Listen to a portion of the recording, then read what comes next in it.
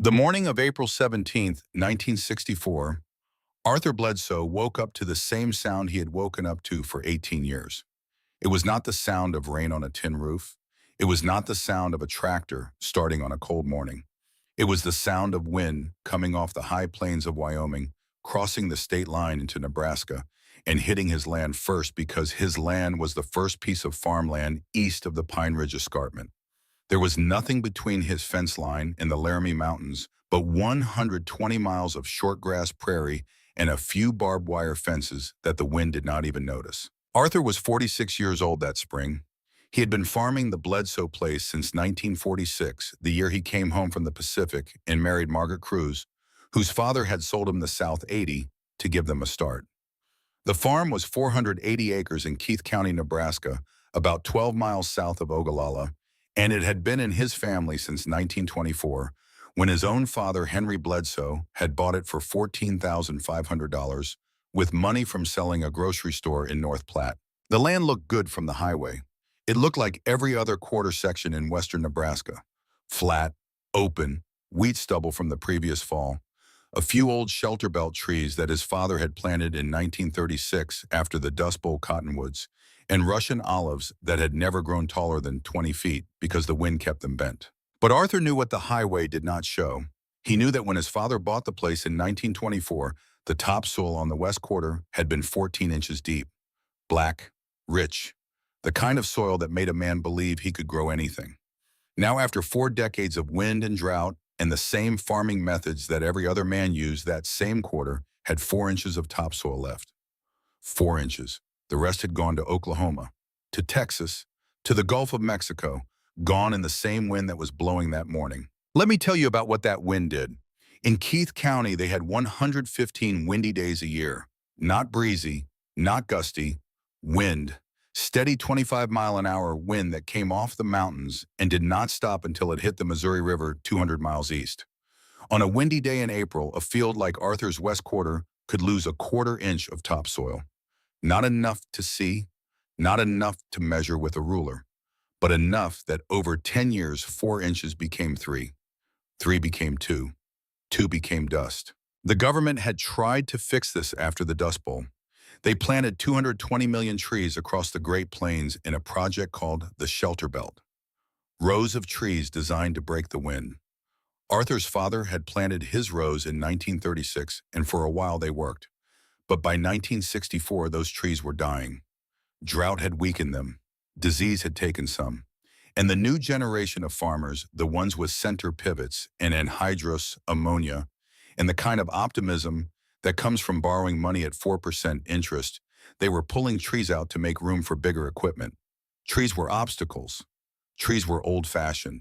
Trees were something your father did because he did not have a real plan. Arthur had gone to the annual conservation meeting at the county courthouse 3 weeks before that morning in April. Dr. Lawrence Cheney, the extension agent from the University of Nebraska, had stood at the front of the room with his pointer and his charts and his government-issued slide rule and told the 40 farmers in attendance the same thing he told them every year. Plant shelter belts. Trees are your best defense against wind erosion. The data is clear. The research is clear.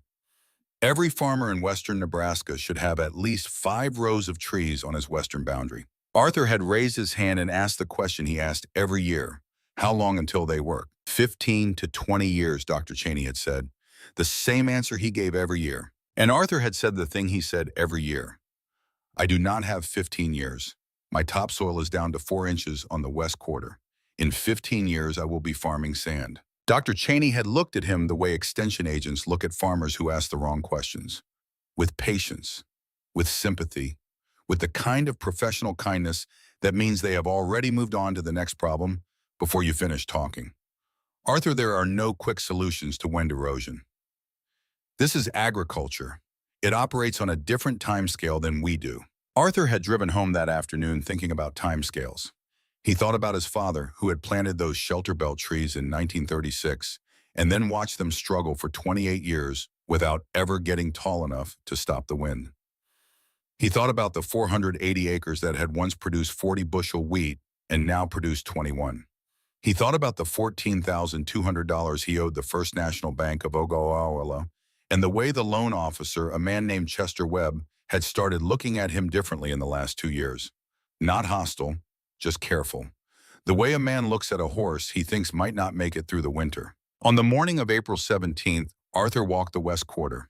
He walked the fence row where his father's shelter belt trees stood bent and thin, 15 feet tall, after nearly 30 years.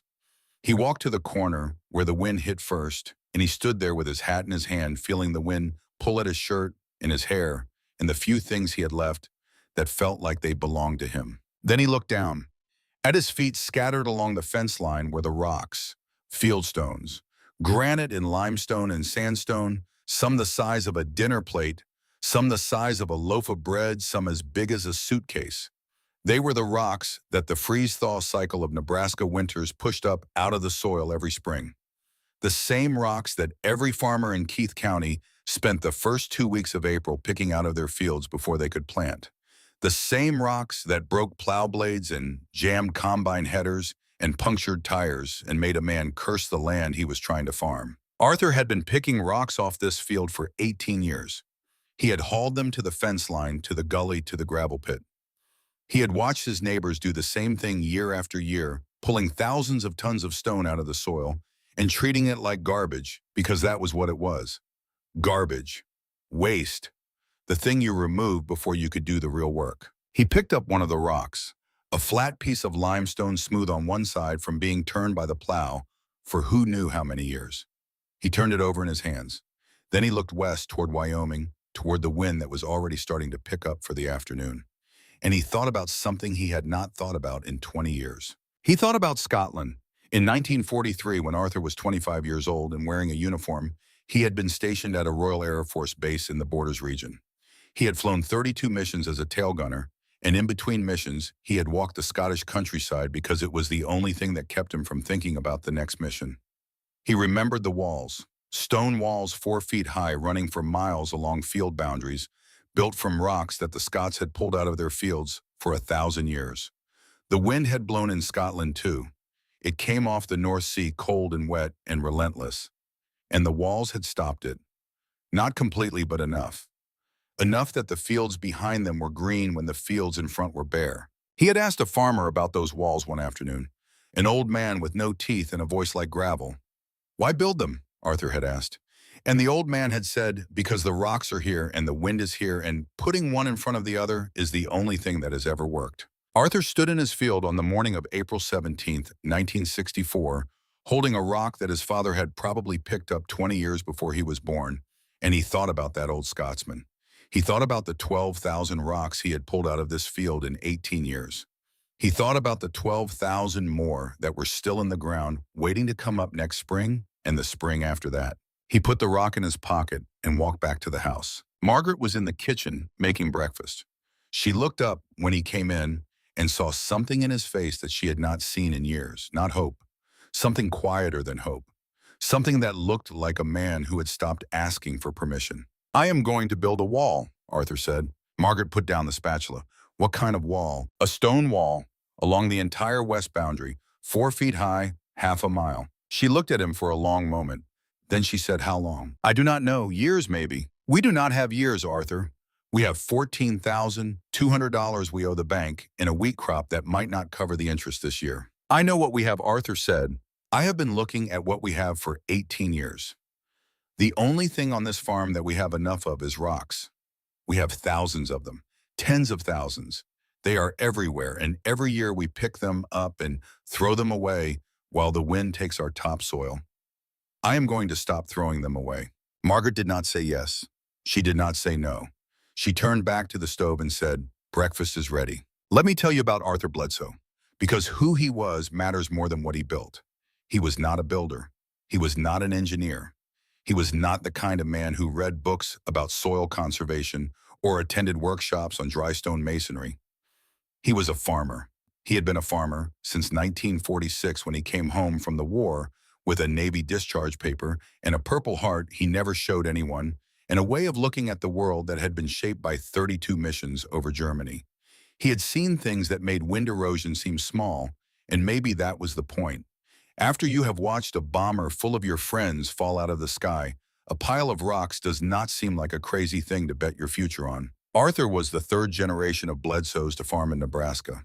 His grandfather, Elias Bledsoe, had come from Ohio in 1892 and homesteaded 80 acres in Dawson County, which was about as far west as you could farm without irrigation in those days. Elias had lasted until 1920, when the drought and the grasshoppers and the falling wheat prices finally drove him off the land.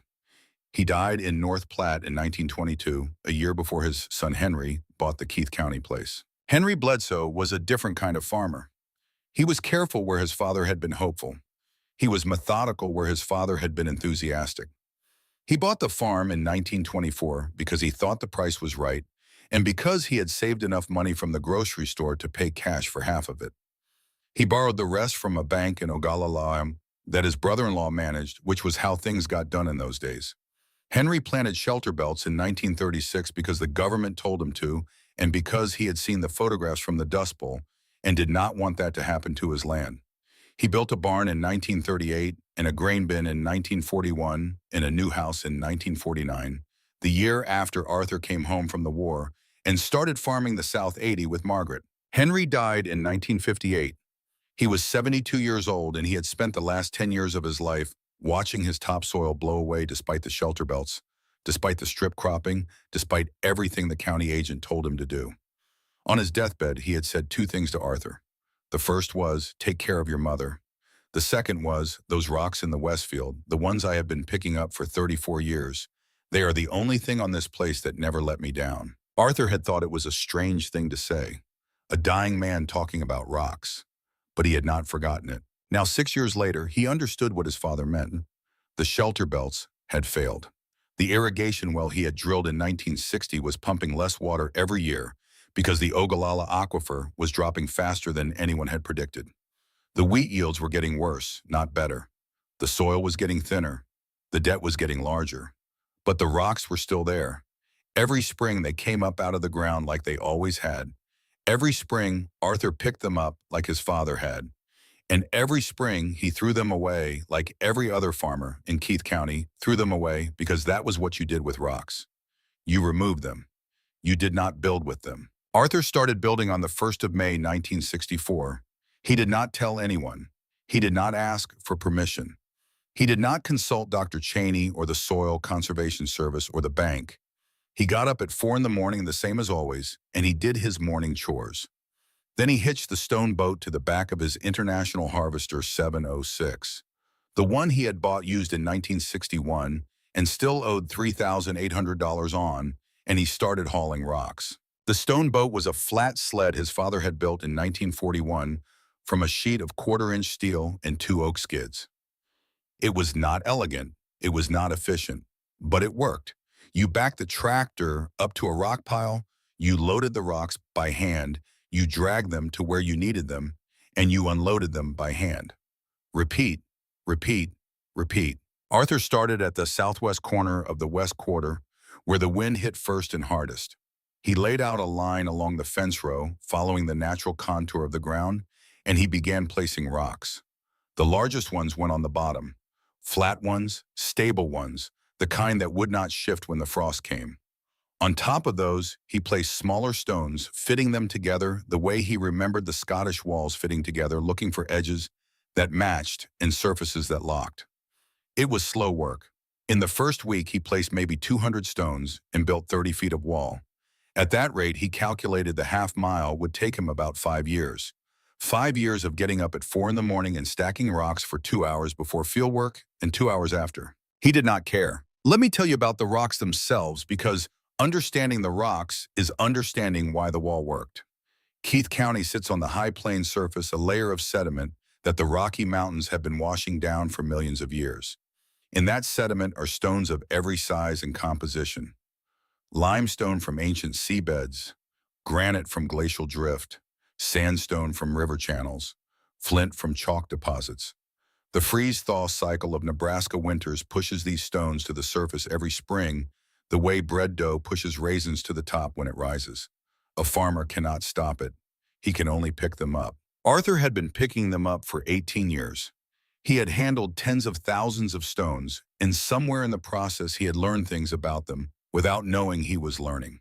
He knew which stones were flat enough to serve as a base. He knew which stones had natural edges that locked together. He knew which stones would fit into a gap and which would rock back and forth when the wind hit them. He did not have a vocabulary for this knowledge. He did not have a degree in geology or engineering.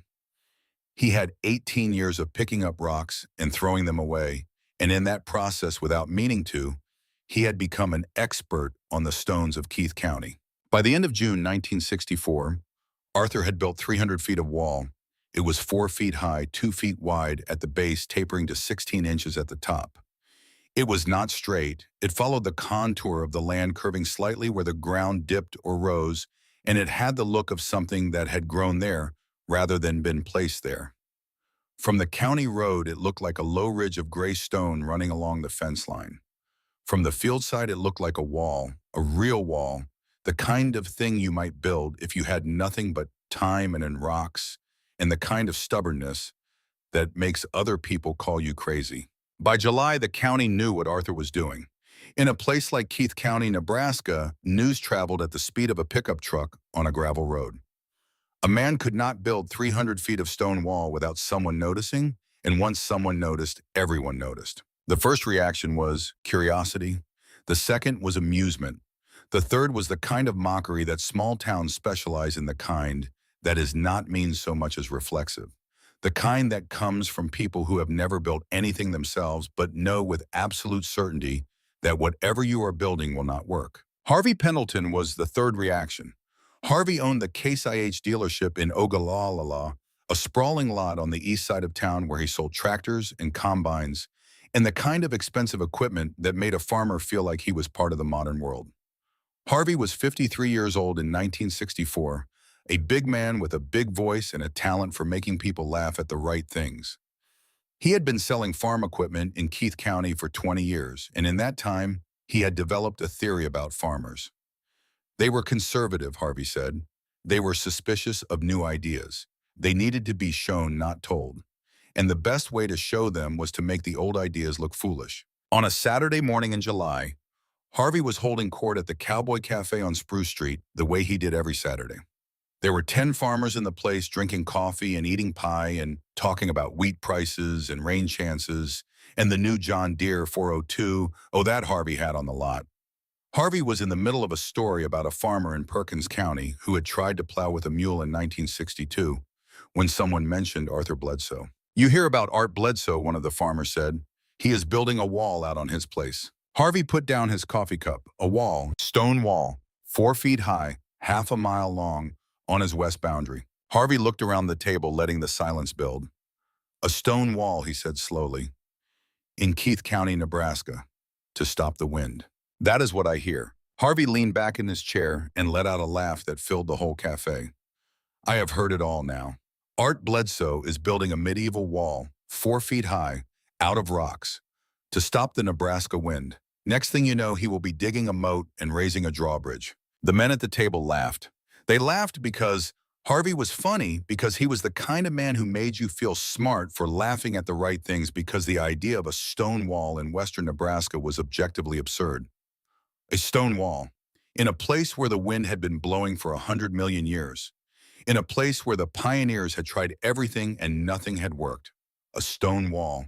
"What is he planning to do?" Harvey said, still laughing. "Stop the dust with a pile of granite. We have tractors now, gentlemen. We have center pivots. We have anhydrous. We have modern farming. We do not need to go back to the Stone Age to solve our problems." The Stone Age. That was the line that stuck. For the rest of the summer, whenever someone mentioned Arthur Bledsoe, someone else would say, "You mean the Stone Age, man," and everyone would laugh. Let me tell you about the economics of being laughed at. In 1964, Arthur's wheat averaged 21 bushels per acre in his west quarter. The county average was 34. His grain sorghum averaged 42 bushels per acre.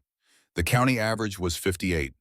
He was farming the same soil in the same climate, with the same seed and the same techniques as his neighbors, and he was getting 60% of their yield because his land was the first land the wind hit when it crossed the state line. Every year, the wind took a little more of his topsoil. Every year, his yields dropped a little more. Every year, the bank got a little more interested in his loan. In 1964, Arthur owed the First National Bank of Ogawa $14,200.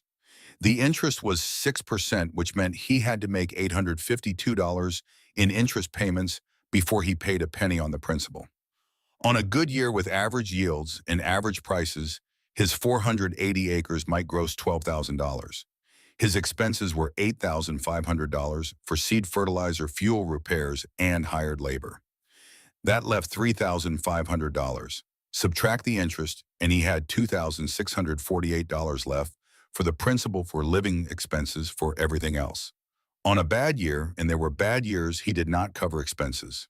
He borrowed more. Arthur had done the math. He had done it so many times that the numbers were etched into his brain. If the wall did nothing, if it was just a pile of rocks at the edge of his field, he would lose another $14,200 over the next 10 years, and then lose the farm. If the wall worked, if it even worked a little, it might buy him time. Time was the only thing he needed. Time for the wall to prove itself. Time for the soil to rebuild. Time for the yields to come back. He did not talk about this at the Cowboy Cafe. He did not talk about it anywhere. He got up at 4 in the morning, he did his chores, he hauled rocks, he worked the fields. He came home, he hauled more rocks. He did not explain himself. He did not defend himself. He did not even acknowledge the laughter, because he had learned something in 32 missions over Germany that the men at the Cowboy Cafe did not know. When you are doing something that matters, the laughter of people who are not doing anything is the sound of you moving forward and them standing still. By the end of August 1964, Arthur had built 400 feet of wall. He had hauled and placed approximately 1,800 stones. He had spent every morning and every evening for 4 months doing nothing but stacking rock on rock, and he had made it exactly 1/7 of the way to his goal. His hands were calloused and cracked. His back ached every night. His neighbors thought he was crazy. His banker was watching him closely. His wife was worried. And then something happened that Arthur did not expect. In September, after the wheat was in, and before the sorghum harvest, he walked the field behind the wall. The wheat had been cut in July, but the stubble was still there, and Arthur noticed something. The stubble behind the wall, within about 100 feet of the stone, was taller than the stubble farther out. Not dramatically taller, maybe 2 inches, but 2 inches in wheat stubble meant something. It meant the plants had been taller. It meant they had been healthier. It meant they had more moisture in the root zone when they were growing. Arthur walked back through the wall. He stood on the field side, the side that faced the farm, and he held up his hand. The wind that morning was blowing about 20 miles an hour. On the west side of the wall, the side facing Wyoming, the wind pushed against his back. On the east side where he was standing, the wind was barely a breeze. It was not gone. Air still moved over the top of the wall and around the ends, but the velocity had dropped by what felt like 70%. He thought about the old Scotsman. He thought about what he had seen in Scotland, the green fields behind the walls, the bare fields in front. He thought about the physics he did not know how to explain, but understood in his hands and in his back, and in the way the dust settled on the field side of the wall when the wind stopped. He walked back to his house and found Margaret in the kitchen. "The wall is working," he said. She looked at him. "How do you know?" "The stubble is taller. The wind is slower. I can feel it." She did not say anything for a moment. Then she said, "How much taller?" 2 inches. "On 400 feet of wall." "Yes." She nodded slowly. Then she said something Arthur never forgot. "If 2 inches on 400 feet is what you get, what happens when you finish the whole thing?" Arthur did not answer. He went back outside and started hauling rocks. Arthur kept building through the fall of 1964 and into the winter. When the ground froze in December, he kept building. The rocks did not care about the cold. They did not care about the wind or the snow or the way his fingers went numb after an hour of handling limestone in 20-degree weather. The rocks were already cold. They had been cold for 10,000 years. A few more months did not matter to them. By the spring of 1965, Arthur had 900 feet of wall. He had placed nearly 4,000 stones. He had spent 600 hours of his life stacking rock on rock, and the only thing he had to show for it was a low gray line running along his western boundary that most people thought was a fence row grown over with weeds. Margaret had stopped asking him how long it would take. She had stopped asking him if it was working. She had started doing something else instead. Every month when the bank statement came, she sat at the kitchen table with a pencil and a yellow legal pad, and she calculated. She calculated the wheat yield on the west quarter versus the east quarter. She calculated the moisture content in the soil behind the wall versus the soil in the unprotected fields. She calculated the cost of the hours Arthur spent stacking rocks versus the cost of the topsoil they were not losing. In March of 1965, she showed Arthur her numbers. The west quarter, with 900 feet of wall protecting its southern half, had lost almost no topsoil over the winter. The unprotected north half of the same quarter had lost an estimated quarter-inch. That did not sound like much. A quarter-inch. But Margaret had done the math. A quarter-inch of topsoil over 40 acres was 1,200 tons. 1,200 tons of soil that had stayed on Arthur's land instead of blowing to Kansas. Arthur looked at the numbers. Then he looked at his wife. She had been quiet about the wall for a year. She had not told him he was crazy. She had not told him to stop. She had just kept the books and paid the bills and made sure there was enough money for seed and fertilizer and the things that kept the farm running. Now she was showing him that his crazy idea was saving them 1,200 tons of soil a year on 40 acres of ground. "Keep going," she said. "Do not stop." Let me tell you about the years that followed. They were years of work and waiting and watching. Arthur got up at 4, built wall until 6, did his fieldwork. Built wall again from 6 until 8, went to bed, did it again. By the end of 1965, the wall was 1,500 feet long. By the end of 1966, 2,100 feet. By the end of 1967, 2,400 feet. He was close. So close he could see the finish line from the south end of the field. In the spring of 1966, Arthur noticed something that made him stop the tractor in the middle of the field and just sit there for 10 minutes. The wheat behind the completed section of wall, the southern 1,500 feet, was a different color than the wheat farther north. It was darker, greener, thicker. The difference was visible from the county road, and people were starting to notice. "What is going on with Art's wheat?" they asked each other at the co-op. "The south half of his west field looks 10 days ahead of the north half." "It is the wall," someone would say. "It cannot be the wall. A pile of rocks cannot change a wheat field. Go look for yourself." Some of them went. They drove out to Arthur's place, parked on the county road, and stood there looking at the field. From the road, the difference was obvious. The wheat behind the wall was taller, thicker, and a shade of green that none of them had seen on Arthur's land in 20 years. The wheat in front of the wall on the unprotected north half of the same field looked like every other wheat field in Keith County. Thin, pale, struggling. They walked to the wall. They stood on the field side and felt the wind drop. They looked at the soil at their feet, darker and deeper than the soil 50 yards to the north. They did not say much. They got back in their trucks and drove home, and some of them started thinking about the rocks on their own land. Arthur did not care what they thought. He kept building. But in the summer of 1966, Dr. Cheney came to the farm. The extension agent had heard the stories, and he wanted to see for himself.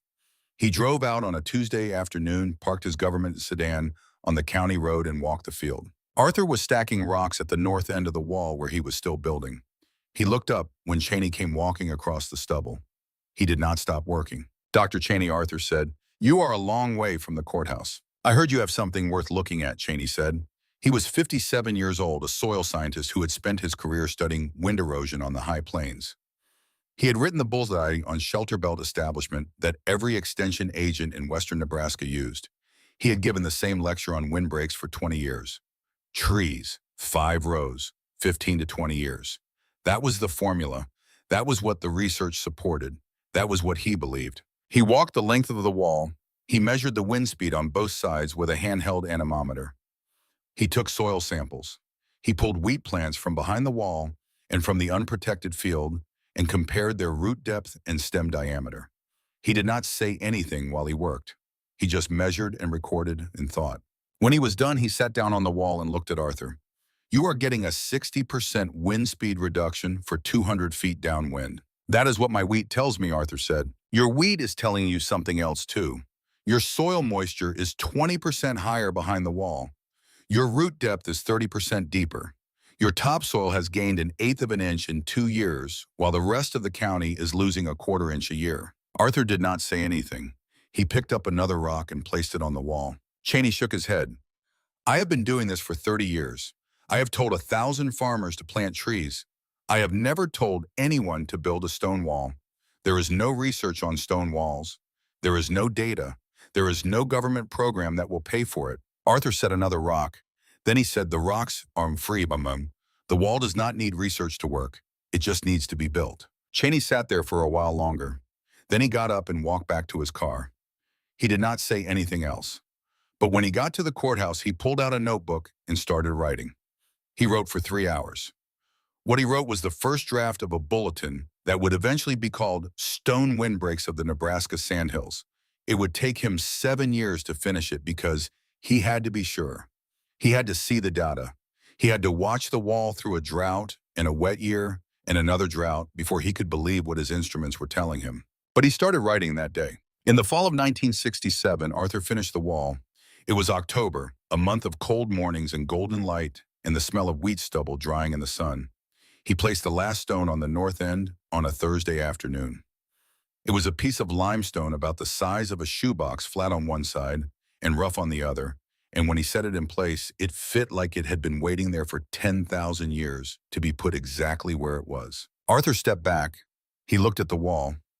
Half a mile of stone, 4 feet high, tapering from 2 feet wide at the base to 16 inches at the top. 12,000 stones, give or take. He had lost count somewhere around 8,000. 12,000 stones that he had picked up out of his fields, loaded onto a stone boat, hauled to the fence line, and placed one by one. 3.5 years of mornings and evenings. 3.5 years of his life that he had spent doing something that every other farmer in Keith County thought was crazy. He stood there for a long time. The wind was blowing from the west the way it always blew, 25 miles an hour, steady and relentless. But on the field side of the wall, the wind was barely a breeze. He could feel it on his face, but it did not push him. It did not pull at his clothes. It just moved past him, slow and quiet, like a river that had been dammed and was finding its way around the edges. He walked back to the house. Margaret was in the kitchen making supper. She looked at him, and she saw something in his face that she had not seen in 3.5 years. "It is done," he said. She nodded. Then she said, "What now?" "We wait," Arthur said. "We see what it does." What it did in 1968 was something that nobody in Keith County expected. Arthur planted wheat on the west quarter that spring the same way he had planted it every spring for 22 years.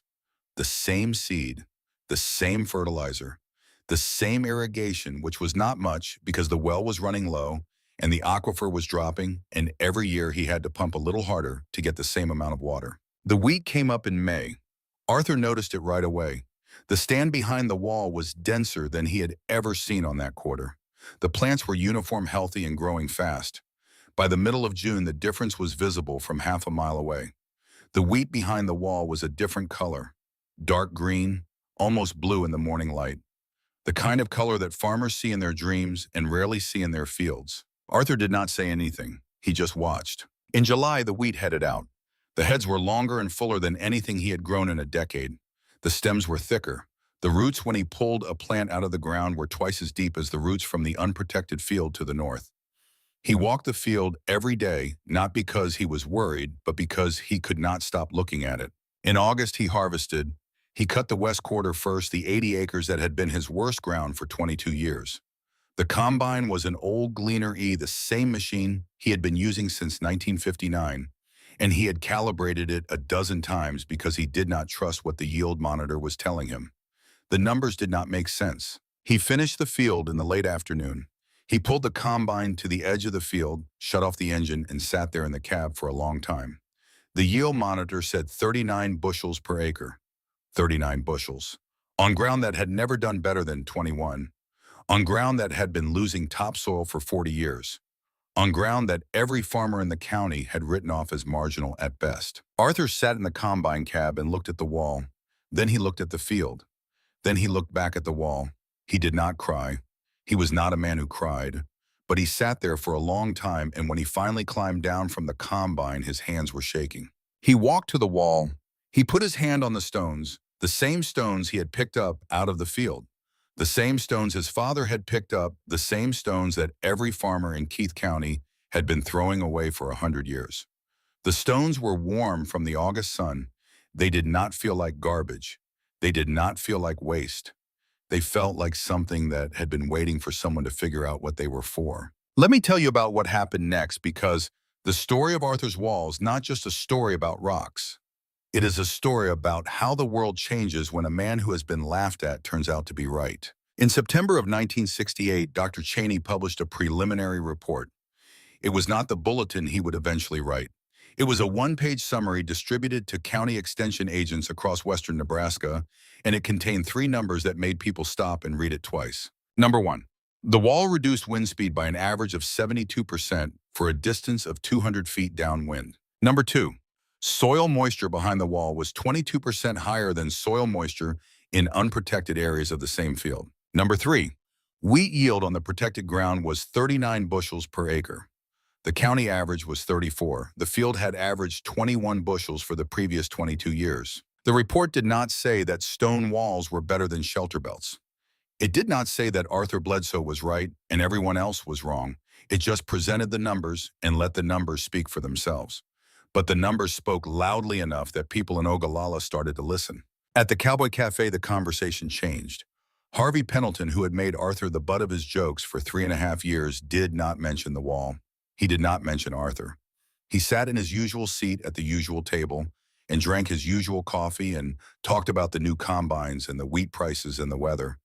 But he did not laugh about the Stone Age man anymore. He did not say anything about medieval walls or drawbridges. He just sat there, and every time someone mentioned Arthur Bledsoe, Harvey changed the subject. Arthur did not go to the Cowboy Cafe. He did not go to the co-op. He did not go to the county fair or the wheat growers meeting or anywhere that he might have to face the men who had laughed at him. And he stayed on his farm and he kept working. He had a wall now, but he had a farm to run, and running a farm in Keith County in 1968 was not something you could do by sitting around feeling vindicated. He still owed the bank $12,800. He had paid down some of the debt, but not enough. The wheat harvest had been good, but the sorghum harvest had been average, and the corn had been below average because the irrigation well was pumping less water every year. The wall had saved his west quarter, but he still had 400 acres of ground that were losing topsoil and struggling to make a crop. He needed to do more. He needed to build more wall. He needed to protect the rest of his land. But he was 50 years old, and he had spent 3.5 years building the first half mile. He did not have another 3.5 years. He did not have the strength or the time or the money. Margaret saw the numbers before he did. She sat at the kitchen table with her legal pad and her pencil, and she calculated the cost of building another quarter mile of wall versus the cost of losing another quarter inch of topsoil every year. She calculated the yield increase on the protected ground versus the yield loss on the unprotected ground. She calculated the value of the rocks they already had piled along the fence rows and in the gullies and at the corners of every field, thousands of rocks that were still being thrown away because nobody had figured out what to do with them. On a Saturday night in October, she put her calculations in front of Arthur. "We can do another quarter mile," she said. "It will take 2 years, maybe 3. We cannot afford to lose the time, but we cannot afford to lose the soil either." Arthur looked at the numbers. Then he looked at his wife. He had known her since 1941 when they were both 17, and she was working at the soda fountain in North Platte, and he was a farm boy who did not know what to say to a girl with red hair and green eyes, and the kind of quiet confidence that made other people want to be near her. He had married her in 1946, the week after he came home from the war. He had spent 22 years watching her keep the books and raise the children and hold the farm together when he did not know how to hold it together himself. "I cannot do it alone," Arthur said. "I am 50 years old. My back is not what it was." Margaret put down her pencil. "Then you do not do it alone." "Who is going to help me? Nobody in this county has said a kind word about that wall in 4 years." Margaret looked at him for a long moment. Then she said, "Your son is coming home." Arthur stared at her. Robert was 23 years old. He had graduated from the University of Nebraska in 1967 with a degree in agricultural economics, and he had taken a job with the Farm Credit Administration in Lincoln. He was supposed to be the one who got out, the one who did not spend his life fighting the wind and the drought and the bank, the one who made something of himself that did not involve rocks and dirt and the slow grinding work of trying to make a living off a piece of ground that wanted to be a desert. "He called last week," Margaret said. "He wants to come back. He wants to farm." Arthur sat down at the table. He did not say anything for a long time. He thought about his own father, who had given him the South 80 in 1946 and said, "This is your chance. Do not waste it." He thought about the years he had spent trying not to waste it and the years the wind had spent trying to take it away from him. He thought about the wall and the rocks and the 12,000 stones he had placed with his own hands. He is not coming back to a losing farm, Arthur said. He is coming back to a farm with a wall that doubled the yield on the west quarter, Margaret said. That is not a losing farm. That is a farm that figured something out. In November of 1968, Robert Bledsoe quit his job at the Farm Credit Administration and moved back to Keith County. He was 23 years old with a degree in agricultural economics and a head full of ideas about conservation and sustainability and the kind of farming that his father had never heard of. He had read about the wall. He had read Dr. Cheney's preliminary report. He had done his own calculations, the kind of calculations that his mother did on a yellow legal pad, and he had come to a conclusion. The wall works, he told his father on the day he arrived. The numbers are clear. We need to build more. Arthur looked at his son. Robert was taller than him, with his mother's red hair and his father's hands. He had the kind of energy that young men have when they have not yet learned how long things take. It took me 3.5 years to build half a mile, Arthur said. I did it alone. You and me together, we can build another quarter mile in 2 years. Robert nodded. Then he said, or we could build it in 1 year if we had help. What help? Robert pulled a piece of paper out of his pocket. It was a list of names, 7 farmers in Keith County who had seen the wall and started thinking about the rocks on their own land. Men who had driven past Arthur's farm and seen the wheat behind the wall and wondered if maybe, just maybe, the Stone Age man had been right. They want to build their own walls, Robert said. They want to know how. They want you to show them. Arthur looked at the list. He recognized some of the names. Men who had laughed at him at the co-op. Men who had called him crazy. Men who had driven past his farm for 3.5 years and said nothing. They laughed at me, Arthur said. They were wrong, Robert said. They know they were wrong. Now they want to learn. Arthur folded the list and put it in his pocket. He did not say yes. He did not say no. He walked out to the wall and stood there for a long time looking at the stones. The wind was blowing from the west the way it always blew, but on the field side of the wall, it was quiet. He could hear the wind moving over the top of the stones, a low sound, not threatening, not demanding. It was the sound of something that had been stopped. Not defeated, just redirected, just slowed down enough that it could not do any more damage. He thought about the men on the list. He thought about their fields losing topsoil the way his had lost topsoil for 40 years. He thought about the rocks on their land, the rocks they pulled out every spring and threw away the rocks that were still there waiting for someone to figure out what they were for. He thought about the old Scotsman, because the rocks are here, and the wind is here, and putting one in front of the other is the only thing that has ever worked. He walked back to the house. Robert was waiting on the porch. Tell them to come, Arthur said. Tell them to bring their rocks. I will show them. The men came on a Saturday in December. There were 7 of them ranging in age from 28 to 63, and they drove into Arthur's farmyard in a line of pickup trucks that stretched from the barn to the county road. They got out slowly, the way men do when they are not sure how they will be received. Some of them had coffee cups in their hands. Some of them had cigarettes. All of them had work gloves tucked into their back pockets. Arthur came out of the barn. He was 50 years old, but he looked older. The 3.5 years of stacking rocks had put a stoop in his shoulders and a grayness in his hair that had not been there before. He stood in the barn door and looked at the 7 men who had come to learn from him. He recognized every face. He remembered every laugh. He did not say anything about the laughter. He did not say anything about the years of jokes and the name they had called him. He just walked to the wall and the 7 men followed him. Let me tell you about that morning. It was cold, 15 degrees, with a wind out of the northwest that cut through a man's coat like it was not there. Arthur walked the length of the wall from the south end to the north, and the men walked behind him. When he got to the north end, he turned around and faced them. This wall is 4 feet high, he said, 2 feet wide at the bottom, 16 inches at the top. No mortar, no cement, just stone on stone. The wind hits it, and the energy goes into the wall. Some goes over the top, some goes around the ends. Most of it just stops. The wall absorbs it. He picked up a rock from the pile he had left for the winter. It was a piece of limestone, flat on one side, rough on the other. He held it up so the men could see it. Every rock has a place, he said. The flat ones go on the bottom. The round ones go in the middle. The small ones fill the gaps. You do not need a level. You do not need a plumb line. You need your hands and your eyes and a sense of how things fit together. One of the men, a farmer named Dale Haskins, who had a place 10 miles north of Arthur's, raised his hand. How long did it take you? 3.5 years, Arthur said. Alone, you work together, it will go faster. The men looked at each other. They had been expecting a lecture. They had been expecting diagrams and measurements and the kind of technical instruction that extension agents gave at the courthouse. They had not been expecting Arthur to hand them rocks and tell them to start. But that was what he did. He handed each man a rock and pointed to a section of the wall where the stones had settled and left gaps that needed filling.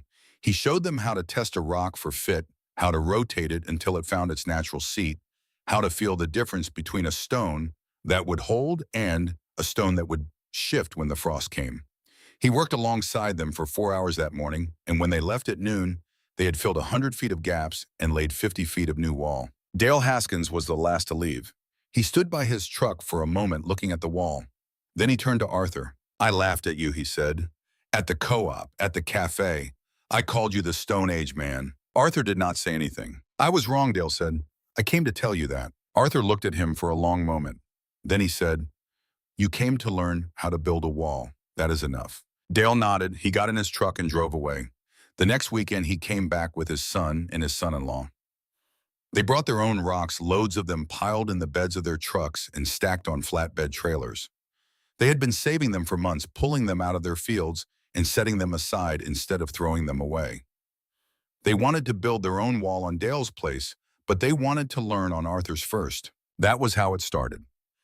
Every weekend through the winter of 1968 and into the spring of 1969, men came to Arthur's farm. They came from Keith County and from Perkins County and from as far away as Cheyenne County, 2 hours west. They came because they had seen the wheat behind the wall. They came because Dr. Cheney's report had been passed from hand to hand at the co-op. They came because the wind was still taking their topsoil and the trees were not growing fast enough and they were running out of time. Arthur taught them. He did not teach them with charts or diagrams or the kind of language that extension agents used. He taught them the way his father had taught him to plow, by doing it and letting them watch. He taught them how to pick a base stone that would not shift. He taught them how to fit stones together so that each one locked into the ones around it. He taught them how to let the wall breathe, to leave small gaps that let the wind pass through instead of trying to stop it completely. He taught them something else too. He taught them that the rocks on their land were not garbage. They were not something to be thrown away. They were something that had been there for 10,000 years, waiting for someone to see what they were for. Let me tell you about what happened in the years that followed, because this is where the story of one man's wall became the story of a county's answer to a problem that nobody else had solved. By 1970, there were 4 stone walls in Keith County. Arthur's wall now extended to 3/4 of a mile by Robert and the men who came to learn. Dale Haskins's wall, 1/2 mile on his west boundary. 2 more walls on farms south of Ogallala, built by men who had stood in Arthur's field that cold December morning and gone home to start hauling rocks. By 1973, there were 11 walls. By 1975, there were 19. Dr. Cheney's bulletin, finally published in 1974, after 7 years of data collection, documented every one of them. The bulletin was titled Stone Windbreaks of the Nebraska Sandhills, and it contained numbers that made soil scientists across the Great Plains sit up and take notice. Number 1. Stone walls reduced wind speed by an average of 65 to 75% for a distance of up to 250 feet downwind. Number 2. Soil loss behind stone walls was essentially zero compared to an average of 2.4 tons per acre per year on unprotected fields in the same region. Number 3. Crop yields on protected ground increased by an average of 60%, with some fields showing gains of more than 100% over a 10-year period. Number 4. The walls cost nothing to build except labor because the materials were already on the land being removed every spring at a cost of hours and equipment and frustration. The Soil Conservation Service sent a team to Keith County in the summer of 1975. They spent 3 weeks measuring wind speed, soil moisture, and crop performance on 19 walls built by 19 different farmers. Their report confirmed everything Dr. Cheney had found and added one more number that made the SCS office in Washington take notice. The 19 walls, totaling 7.3 miles of stone, were saving an estimated 42,000 tons of topsoil every year. 42,000 tons. enough to fill a train of hopper cars stretching from Ogallala to North Platte. In the fall of 1975, Harvey Pendleton came to Arthur's farm.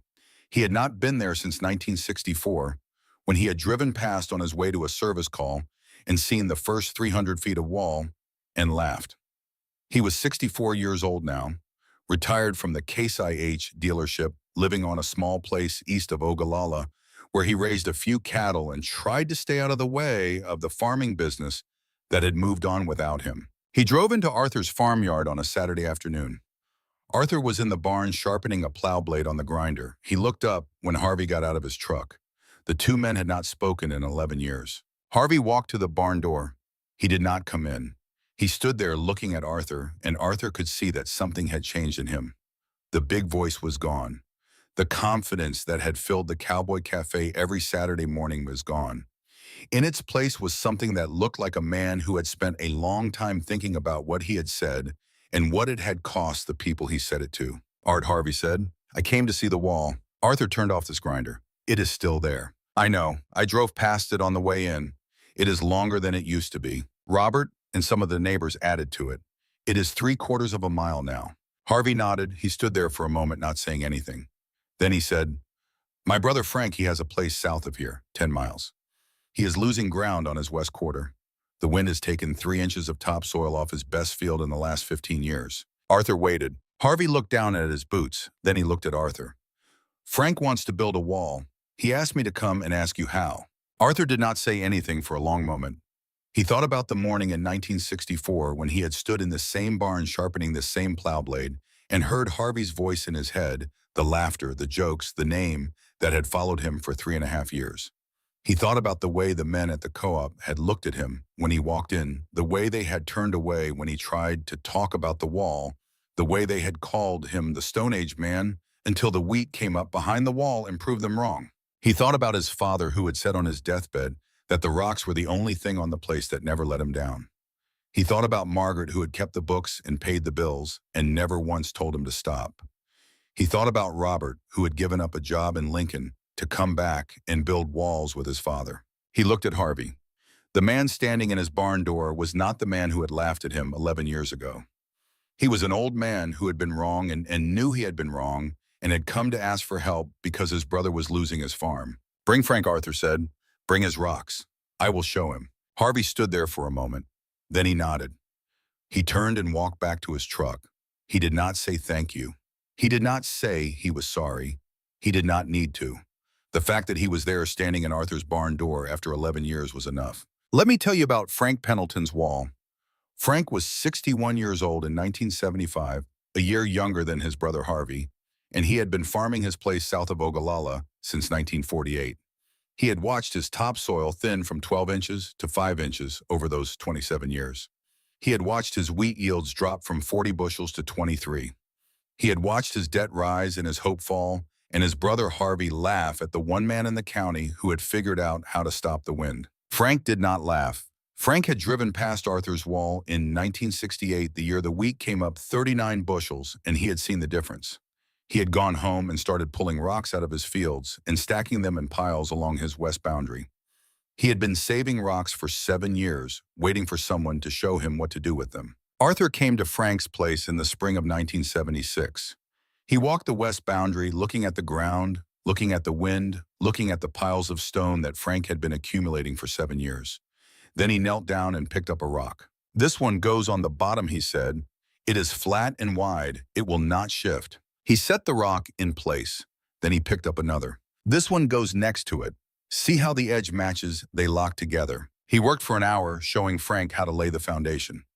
Then he stepped back. "Now you do it," Arthur said. Frank knelt down. He picked up a rock.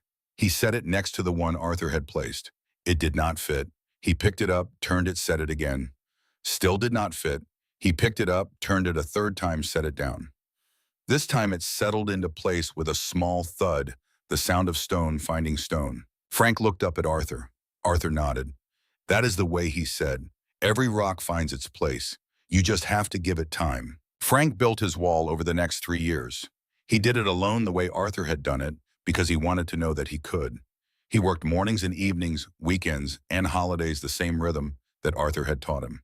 When he finished in the fall of 1978, the wall was half a mile long, 4 feet high, and made from rocks that he had pulled out of his own fields over the course of 30 years. In 1979, Frank's wheat behind the wall averaged 41 bushels per acre. The county average was 35. Frank was 71 years old that year, and he told anyone who would listen that he had spent 30 years losing topsoil and 3 years building a wall, and now he had a field that would outlast him. In 1980, the Soil Conservation Service published its final report on stone windbreaks in Keith County. The report documented 22 walls totaling 8.7 miles of stone protecting 3,200 acres of cropland. It estimated that the walls were saving 42,000 tons of topsoil per year, an amount that had increased every year as the soil behind the walls rebuilt itself. It noted that wheat yields on protected ground had increased by an average of 60% over a 10-year period, with some fields showing gains of more than 100%. The report included a photograph of Arthur Bledsoe standing beside his wall. He was 62 years old in that photograph, wearing a faded denim jacket and a ball cap from the Ogallala Co-op. His hands were in his pockets. He was looking at the wall, not at the camera. The caption read, "Arthur Bledsoe, Keith County, Nebraska, builder of the first stone windbreak in the region, 1964 to 1967. Arthur did not see the photograph until the report was published. Robert brought a copy home from the extension office and laid it on the kitchen table. Arthur looked at it for a long time. Then he handed it to Margaret. "That is a good picture of the wall," he said. Margaret looked at the photograph. Then she looked at her husband. "That is a good picture of you," she said. Arthur shook his head. "The wall is the story," he said, "not me. But the wall was him. Every stone in it was a stone he had picked up out of his fields. Every foot of it was a foot he had built with his own hands. The men who had come to learn from him, the 19 walls that had gone up across the county, the 42,000 tons of topsoil that were staying on the land instead of blowing to Oklahoma, all of it traced back to the morning in April 1964 when he had picked up a rock and decided to stop throwing them away. Let me tell you about what happened to Arthur after that. He kept farming. He kept building. When the wall was finished, he started building another one on the north side of his property, the side that still had no protection. Robert worked with him, and together they built another quarter-mile of wall in 2 years faster than Arthur could have done it alone. In 1982, Arthur's grandson was born. They named him Henry after Arthur's father. Henry Bledsoe was the 4th generation on that land, and when he was old enough to walk, Arthur took him to the wall. He lifted the boy up and set him on top of the stones the way his father had lifted him onto the stone boat when he was a boy.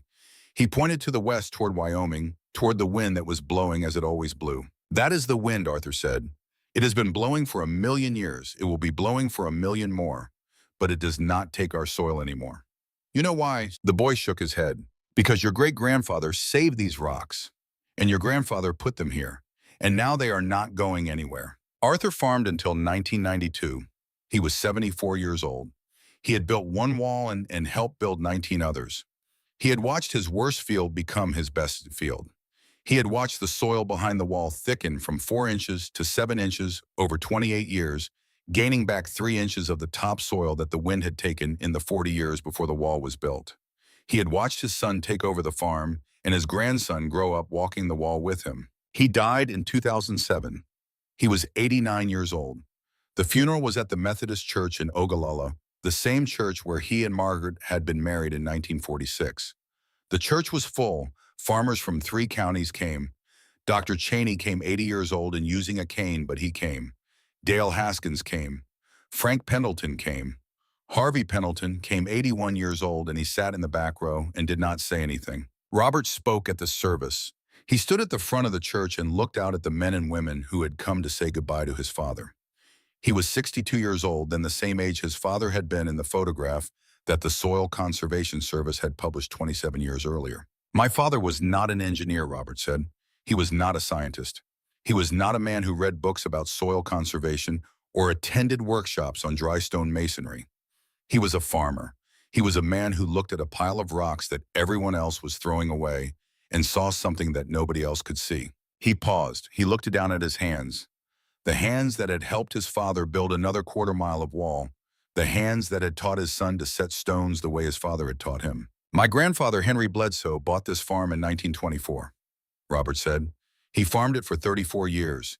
He watched the wind take his topsoil, and there was nothing he could do about it. On his deathbed, he told my father that the rocks in the West Field were the only thing on the place that never let him down. My father remembered that. He remembered it for 6 years before he did anything about it. And then he did something that nobody in this county had ever done before. He built a wall. He built it from rocks, and he built it alone. He looked out at the faces in the church. He saw the men who had laughed at his father in 1964, the men who had called him the Stone Age man, the men who had driven past his wall and said it would never work.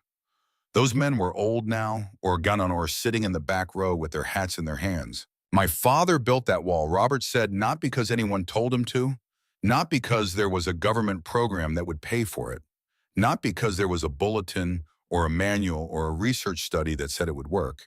He built it because his soil was blowing away, and he had 10,000 rocks and nothing but time. The soil stopped blowing. The yields doubled, and 19 other walls went up in this county because men who had laughed at him came to him and asked him to show them how. He picked up a rock from the table beside him.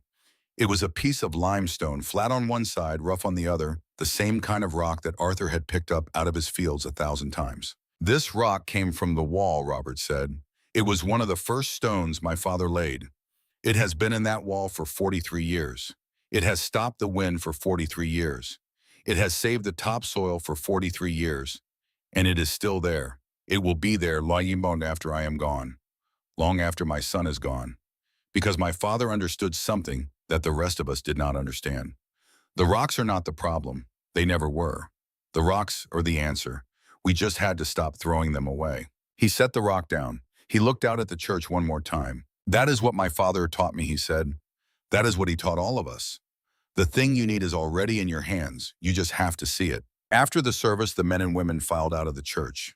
They stood in the parking lot talking in small groups the way people do after a funeral. Harvey Pendleton stood by himself leaning against his truck. He was 81 years old and he had not been to a funeral in years. He did not know why he had come to this one.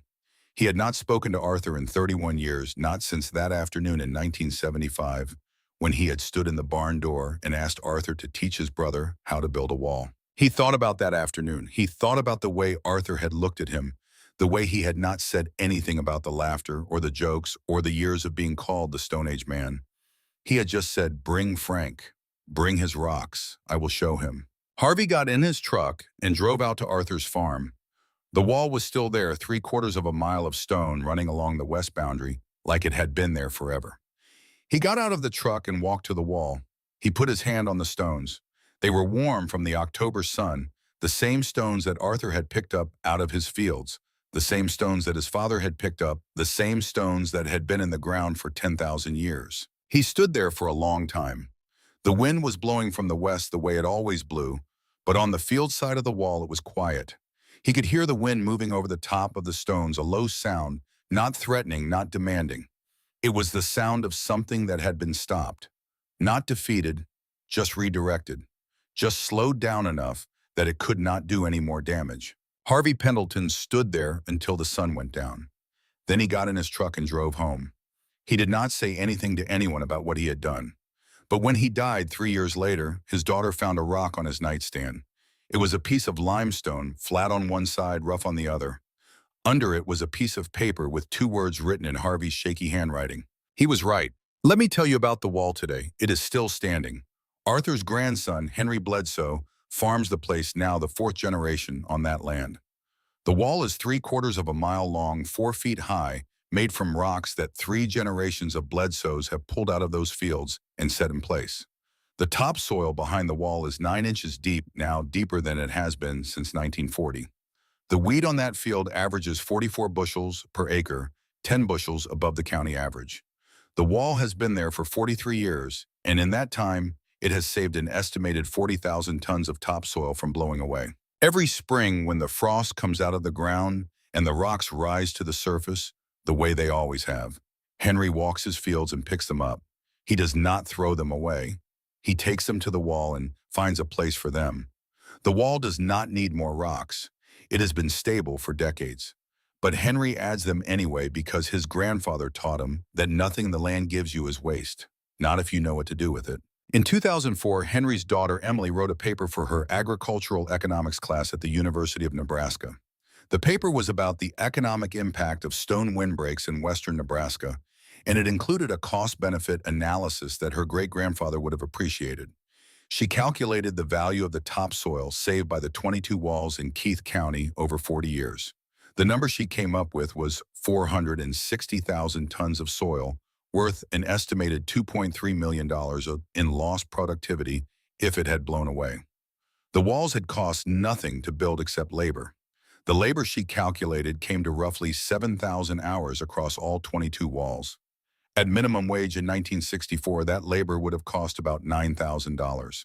$9,000 to save $2.3 million in soil, a return of $255 for every dollar invested. Her professor, a man who had spent his career studying agricultural economics on the Great Plains, read the paper and wrote one word at the top: brilliant. Emily graduated in 2006. She came back to Keith County and started farming with her father. She is the fifth generation on that land, and she walks the wall every spring the way her great-grandfather did, looking for stones that have worked their way loose or shifted in the frost. There are not many. Dry, stacked stone walls are self-correcting. When a stone shifts, the ones above it settle into the gap. When frost heaves a section, the weight of the stones above pushes it back. The wall Arthur built in 1964 is still standing, still breaking the wind, still saving the soil, still doing the work that he built it to do. On a spring morning in 2010, Emily walked the wall with her father. She was 28 years old, the same age her father had been when he came back from Lincoln to help build the north section. They walked from the south end to the north 3/4 of a mile of stone, and when they got to the end, Emily put her hand on the last rock, the one her great-grandfather had placed in October of 1967. She thought about what her grandfather had said at the funeral. The thing you need is already in your hands. You just have to see it. She thought about the rocks in her fields, the ones that came up every spring, the ones that her great-grandfather had looked at and seen a wall. She thought about the wind that had been blowing for 1,000,000 years and would blow for 1,000,000 more, and the wall that had stopped it, not by fighting it, but by giving it something to hit. The wind was blowing that morning the way it always blew in Keith County. It came off the Wyoming plains, crossed the state line, and hit the wall first because the Bledsoe place was the first farmland east of the Pine Ridge. On the west side of the wall, the wind was 25 miles an hour, steady and relentless. On the east side where Emily stood, the wind was barely a breeze.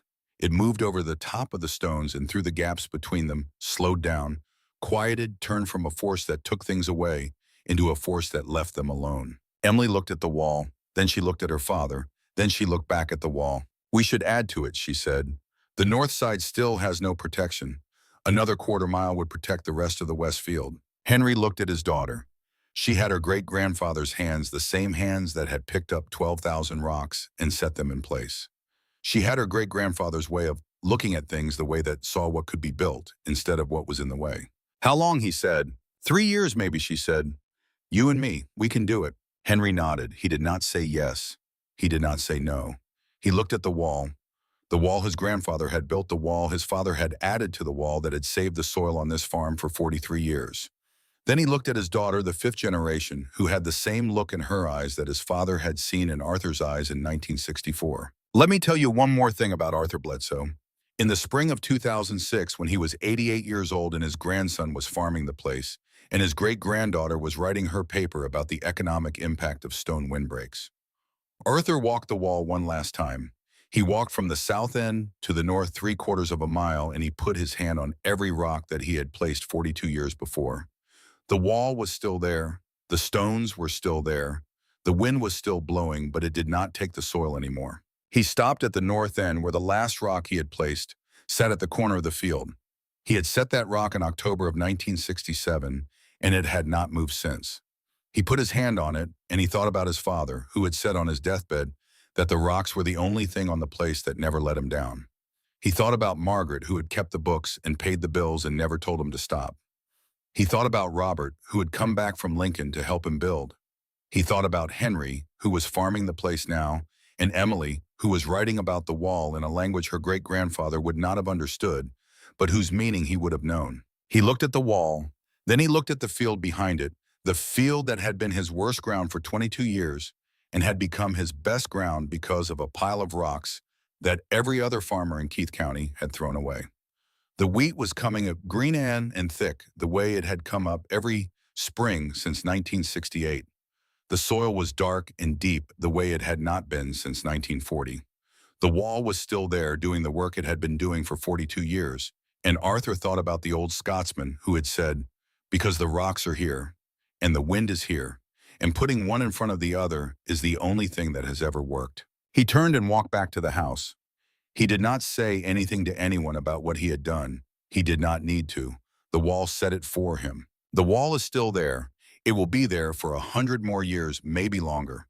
The rocks do not care about time. They were here 10,000 years before Arthur Bledsoe picked them up, and they will be here 10,000 years after the last Bledsoe walks the wall.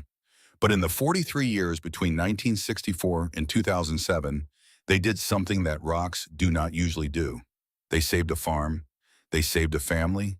They saved a way of life that the wind had been trying to take away for 100 years. Every spring, when the frost goes out of the ground and the rocks rise to the surface, Emily Bledsoe walks her fields and picks them up.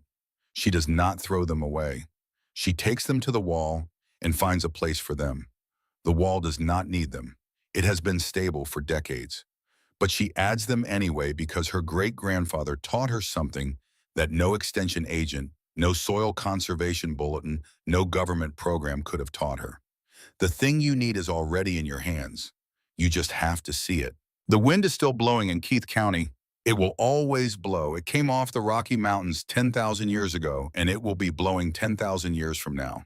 But on the Bledsoe place on the west quarter, that used to be the worst ground in the county, the wind does not take the soil anymore. It hits a wall of stone 4 feet high, 3/4 of a mile long, and it slows down. It quiets. It passes over the field without taking anything with it. Arthur Bledsoe built that wall. He built it from rocks that everyone else threw away. He built it alone. He built it because his soil was blowing away, and he had nothing but time and a pile of stones that his father had been picking up since 1924. He did not know it would work. He guessed. But it was an educated guess, the kind of guess that comes from watching the wind for 22 years and watching the rocks for 22 years and finally understanding that the two things belong together. If you are watching this and you have a piece of ground that the wind is taking from you, look at what you have. Look at the things you are throwing away. Look at the things you have always thrown away, the things everyone in your county throws away, the things that seem like waste, because nobody has ever figured out what they are for. They might be rocks. They might be something else. But whatever they are already in your hands. You just have to see them. That is what Arthur Bledsoe did. That is what the wall taught us. The answer was always there. We just had to stop throwing it away.